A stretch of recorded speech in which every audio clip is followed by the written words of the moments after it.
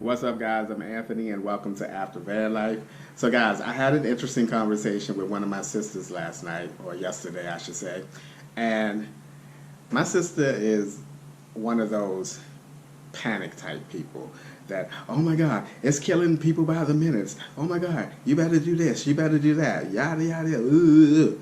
And I'm more of a relaxed type of person that, okay, it's beyond my control. All I can do is what I can do for me, and I move on with it and I continue to go ahead and live life or whatever. I don't put too much stress over something that I don't have control over. But it got me to think, what would I actually do if my job shut down? Now, you guys know me. I'm always thinking and I'm always coming up with a plan. I'm always working on a plan. And I really got to thinking after that conversation, what would I actually do? So, of course, I came up with a plan. And that's what I'm going to talk to you guys about today is what I came up with if my job was to actually shut down. Well, the first thing I would do, of course, is start that unemployment rolling. I would get everything set up for unemployment, and with everything that's going on now, they're giving people an additional $600 for unemployment. Now, I know what I got back in January, the 2 weeks that I was off. I got just under $1,200 for 2 weeks. And this is what I make now working. Unemployment would pay me like a smidget underneath what I made as if I was working. So I would still be able to pay everything that I am paying for now by working. But that would not be enough for me. If I was to go on unemployment for an extended period of time, I would change some things because I would not want to use that money to pay for all the regular things that I'm paying for, because I would think that I would want to put myself in a situation where I can save most of that money instead of using that money for continuing to pay for this apartment. So the first thing I would do is I would lay low and collect the unemployment for about 2 months just to see if the status of my job would change.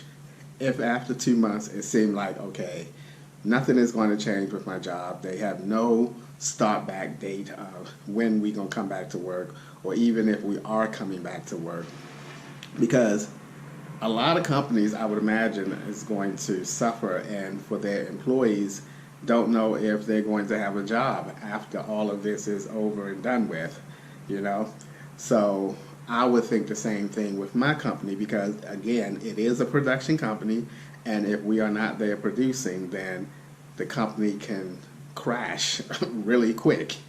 So I would then think, okay, if after 2 months my job is still at a place where they don't know if we're coming back or when we're coming back, that's when I would take action.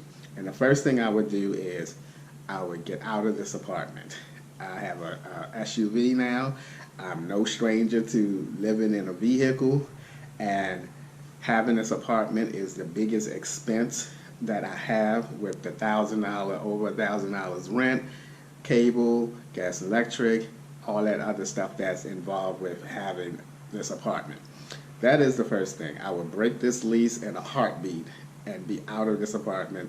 I will put my clothes and any other little necessities that I need right in that little new SUV I bought, because right now I think it's more important for me to have that car than it is to be in this apartment when it comes to which of the two are the most expensive to maintain for an extended period of time.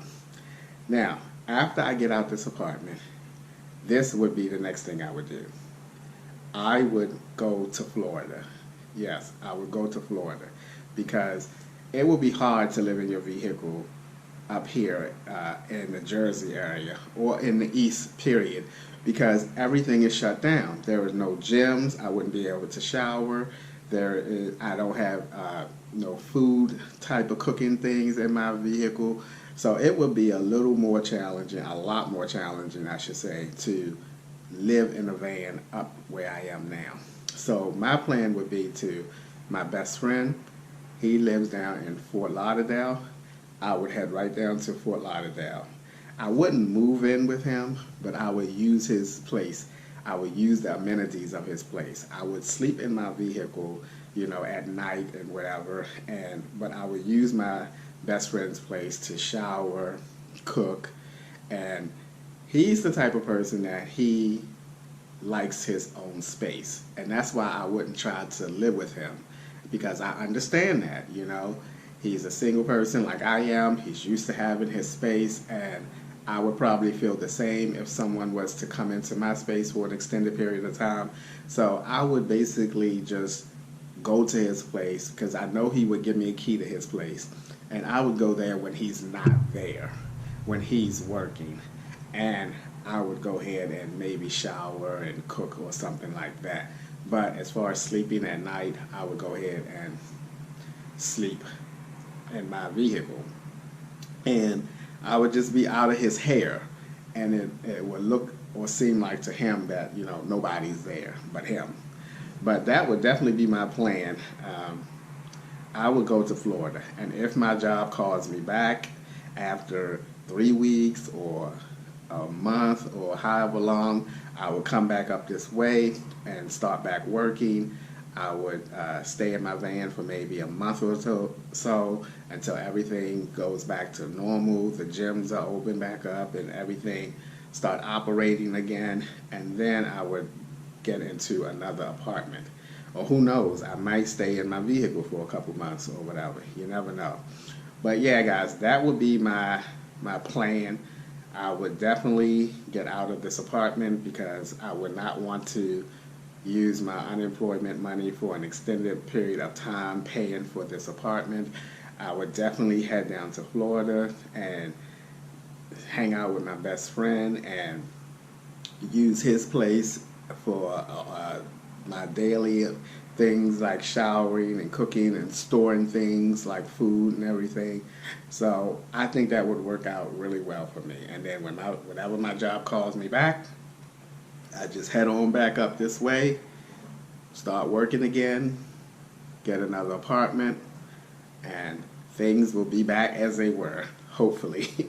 But that's my plan of action, and that's all I have for you guys for today's video. I just thought that's something that I wanted to share with you guys. I think you should always have some type of plan, especially in today's world, and what's going on, and the uncertainties of what's going on now.